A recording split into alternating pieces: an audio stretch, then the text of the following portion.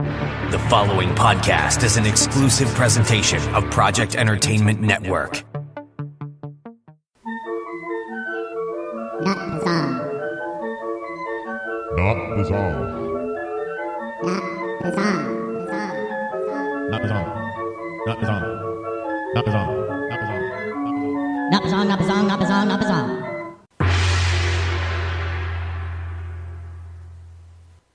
This is NotBizzong, the interview podcast of the Project Entertainment Network's exclusive Patreon page VIP members like yourselves. If you're hearing this, you're very important to the Project Entertainment Network. I am your host, Mr. Frank, from the Bizzong Podcast. Yes, it is Bizzong Podcast, but this is NotBizzong. See the difference there? It's subtle, but I think if you keep listening, you'll follow along. You paid money for this podcast, so you might as well enjoy it. Now, on Bizzong, I call my listeners Zongers. You guys are not Zongers. So, not Zongers. This inaugural podcast of NotBizzong, I was asked to welcome one of the new podcasts to the Project Entertainment Network with open arms. And I think really what happened is they want to run him off because they're giving Mr. Frank the job of interviewing the new podcast on the network. I hope you've checked it out already, the Unsupervised Podcast. It's cool. It's like almost like a wacky morning zoo kind of show, like not over the top with horns and honkers and everything, but they use some like cool sound clips and everything. And they're just loosey goosey riffing on current events, and they have little games and shit they play. It's really like a cool morning show, or even afternoon drive show if you're into that sort of thing. So I was tasked with helping to get everybody to learn about the unsupervised folks, and that's what I did. So here is the interview of the fine folks, part of them. There's a whole gaggle of people over there, but I interviewed two of the more mainer people, shall we say, the more dedicated guys to the Unsupervised Podcast. It's all good. They're all awesome. Listen to this interview and then go check out the Unsupervised Podcast, which is available, as always, on Project Entertainment Network. Might as well give us the Not Gong. It is my pleasure to welcome to the Project Entertainment Network lineup, the family of podcasts here at Penn. A brand new show to our network, the fabulously funny Unsupervised Podcast. Unsupervised, guys. Welcome to Project Entertainment Network. Thanks, Frank. It's good to be on. Thanks, man. Well, we got with us half of the Unsupervised Podcast with us here. I guess, Bill, you're sort of the quarterback of the podcast. Is that correct? Yeah, I guess I would be. Yeah, I think so. And we also I like to say I run the show, but they tell me otherwise half the time. Yeah, well, your talent. And, right. And we also have Mick. Mick's one of the personalities on the Unsupervised Podcast as well, right? Yep, that's me. Now he's definitely a personality. Yeah, I have had a chance to listen to a few of your shows. I guess kind of start out by, it seems like you were doing Unsupervised Podcast for a little bit before you came to the network. Is that true? Yeah, actually, I think we started it back in April, May sometime. Yeah. Just a few months back, and it was mainly just Mick and I were bored, and we have all this extra recording equipment, so we're fans of talk radio. Let's see what we can do. I always thought Mick had some interesting ways of telling stories, so I'm like, let's try this. Let's see what we got. And we brought Maya on, and she's a handful. She's our pretty girl, I like to call her, a pretty country girl, and she always has an opinion. And then Junior came on, and we just went from there, really. Now, are you all friends outside of the podcast?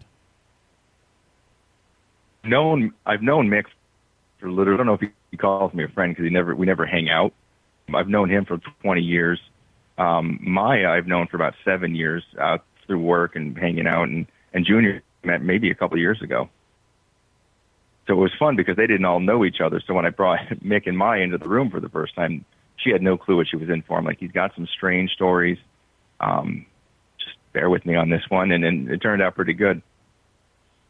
So what was it, Mick, for you, when Bill sits down and goes, I want to do this podcast thing, did you think it was a crazy idea, or did you have aspirations of, like, doing some kind of podcasting show? I mean, I was new to it. I'm a fan of talk radio, so I'm like, yeah, I guess we can give it a shot, see what happens. You know, it interesting. The whole thing's really a learning experience because, you know, everyone thinks that they could, hey, just be on a mic and start talking. But then when you first do it, it's just like, man, it's definitely new. You know, it's not what you really expect. Not at all. Now, did you have like a clear sort of sense of what the show was going to be when you first sat down to record, or was it just like, hey, let's hit record and open our mouths and see what comes out? Actually, that was the first, and sometimes still is, the episodes where we kind of just hit record. For sometimes when we try to plan it out, like, all right, here's what we're going to talk about. Let's talk about this topic. It goes terrible. It just doesn't. We fall on our face. And sometimes we just hit record, and one of us start telling a story, and it goes great. We're still learning it. Even last week, like last week, we did a show, and we like, oh man, what the hell just happened? I know, this is horrible. but I think we'd really try to have fun doing it. We really don't want to get too political or, oh God, no. You know, just you know, see what happens, have fun doing it, and just, you know, talk about everyday stuff. Now, when you guys sit down to do any given show, is it just sit down, hit record, and whatever happens for the next hour is kind of what winds up on the show? Or do you sort of kind of let it go a little longer and edit things down? No, usually it's hit record and go for it. I like the setup, like when we play the intros, because we love making our little intros for things. We hear it through the headphones, so it I don't know, it gets us, I want to say, pumped up, like we're getting ready to go into a fight or anything, but it's good to hear it live and then just go into it. Half the time we screw up something, I'm like, don't worry, I'll edit that out. He never does. I never freaking edit it out. Yeah. I leave it in there. I think it's funny if I say I'm editing it out and leave that part in. Yeah, it really screws with them. I think you did that in one of the last few episodes, too. I remember. Yeah, I think I've done it a lot. Now, is it, are you guys all sitting down in the same room together, or do you kind of all Skype in together and make it happen? No, we're always in a little room together. It started in my garage, and for years I've been wanting to build like a music room in my garage for my guitars. And so I'm like, you know what, screw it, let's do it. So I just closed in the room, got a table set up. We just sit around a table staring at each other's faces. Mick makes faces. Can we actually Skype? So I won't have to show. No, you're coming in. You're not getting out of it. I was going to say, Frankie, I mean, you gotta tell me more about this Skyping. Yeah. Yeah. I won't have to leave my house now. Well, that's one thing I definitely pick up on the show. I mean, you got 4 people going on, and I know it is rough not to want to step on one another and everything. So I figured you might have been in the same room, since that's not really going on with your show. So because you're taking visual cues from one another, you can tell when somebody else wants to talk. I know I did a show. Yeah, my first podcast I started with a buddy, similar sort of origins as yours, just kind of sit down and let's see what happens and develop a show out of it. But we always made a point to do it face to face, and everybody talked about how good the chemistry was, and I think it comes from actually being in the same room and not doing that Skype thing, not using that crutch. But on the same token, that podcast sort of just kind of faded away just because life got in the way, and the commitment of sitting down every week or two in front of one another, scheduling wise, it was so difficult. I guess, I mean, are you finding any difficulty there, getting everybody together at the same time every week to do the show, or is that really not a problem for you guys? Oh, I definitely find that a problem.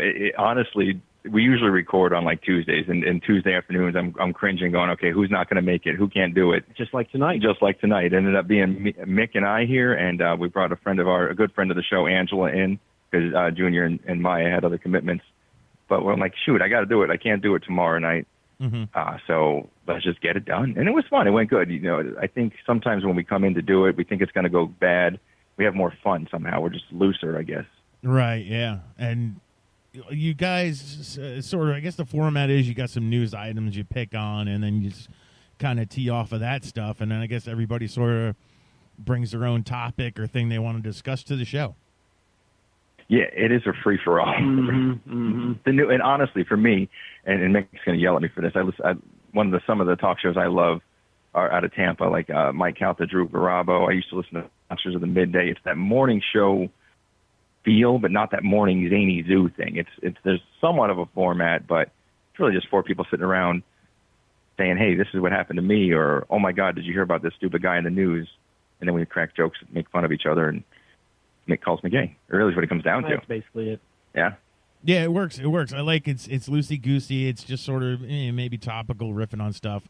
No rigid format, no rigid theme of the show.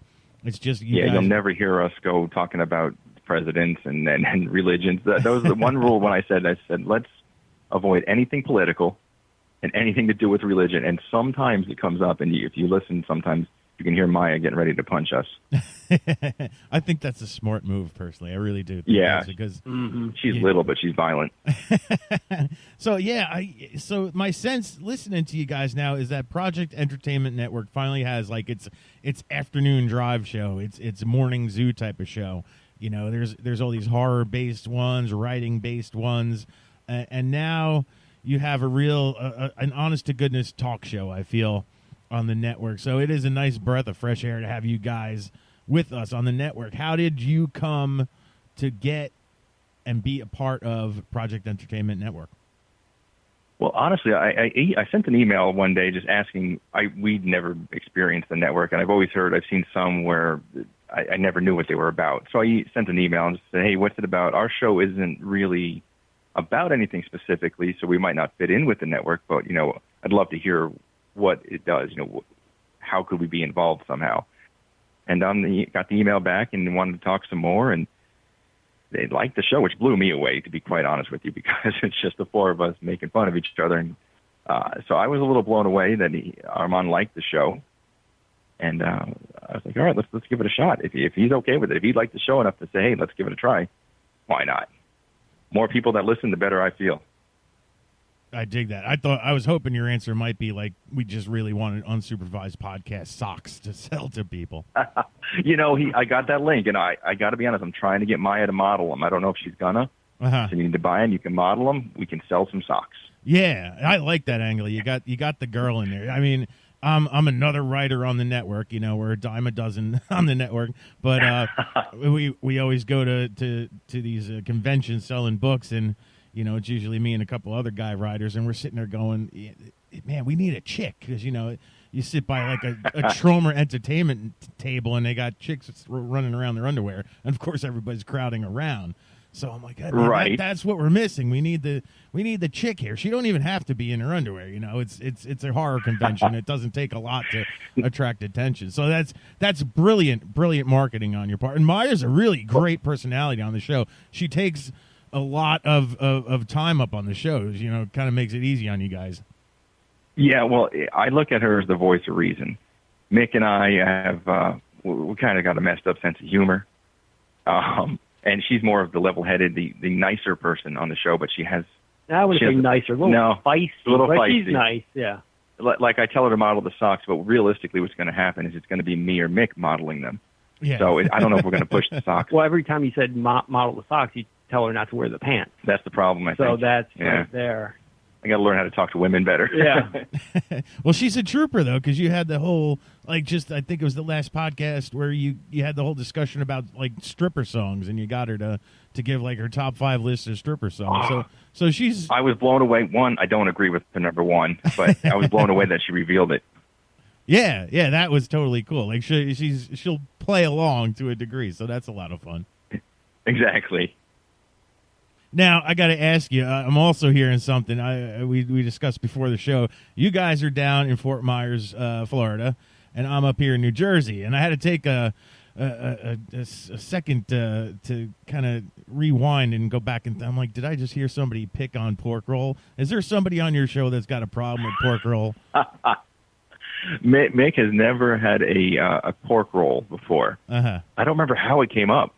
And of course, we turned it into something it shouldn't be. But now he talks about it, dry pork rub, but I think he doesn't quite understand what that means.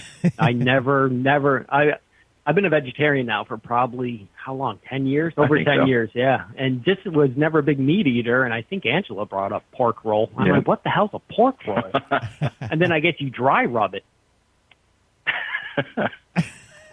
Yeah, I don't. You just have to eat pork roll to understand what pork roll is. But it's a very, very New Jersey thing. Is it? Is it really from? Yeah, I can see that. Really, yeah, we've had a couple people offer to bring some, but Mick won't eat it. I can't eat it. You can eat it. It's dry rub it, delicious. but I won't eat it. We even different. That's something different. We even have pork roll beer up here in New Jersey. Really? Oh, wow. Yeah, it's so Jersey. They put it in beer. That's got to be interesting. It's I was underwhelmed by the pork roll beer. I think Okay. it was just a gimmick more than anything. But Oh, yeah. some people swear it's the greatest thing in the world, but I'm like, I don't know, it just tastes like beer. But yeah, no, that's a very Jersey thing. So I mean, I think the first podcast I checked out of you guys, I was a little worried. Like Armand put me on the task. You gotta welcome these guys to the network. I want you to do a little interview with them. Welcome to the network. I put it on. I hear you guys like ripping on pork roll, and then you guys were talking about Bon Jovi in the Hall of Fame. And how much you love Bon Jovi, but was it Maya or somebody who didn't even know that Richie Sambora wasn't even in the band anymore? I'm like, oh my God, dude, that's crazy! And of course, Bon Jovi's from New Jersey. Yes, Yep. I live in the town. I think I was guilty of the Richie Sambora thing too a little bit. Oh, I no. forgot it. I don't remember. I don't know. Well, I actually live in the town that John Bon Jovi grew up in, so it's no like Really? yeah. We Again, just, I don't know if I would even want to see Bon Jovi without Richie Sambora. I mean, yeah, you know, Yeah, they go together. they go together. I agree with you 1,000,000%. It's kind of ridiculous that they couldn't work things out, but that seemed like a long time coming too. They were Well, if they make it into the Hall of Fame, he said he'll come back for that performance, so that's right. good. It'll be interesting to see if they allow him back because other past members Right. they've Oh, that's washed their true. hands of him. It would be nice to see him just come back into the fold because I agree with you 100%. It's you need his guitar stylings for that to truly be Bon Jovi. Yeah, it's like Guns N' Roses, no Slash. It's not the same thing. There's certain things that just go together. They need to happen. Agreed. So how has your guys' experience so far on Project Entertainment Network been? You pleased? I think it's been great. We've had a great welcome from everybody. Everyone's been great about it. Friendly. Armand's funny as hell. He makes me laugh. I want to talk to him. I guess he's a huge metalhead. Oh yeah. Yep. Total metalhead. He'll talk to you about some Bon Jovi. That's right up Mick's alley. Mick loves the old metal, everything old metal. 80s metal, death metal, grindcore. I love all that stuff. I got to talk to him. He also likes Barry Manilow.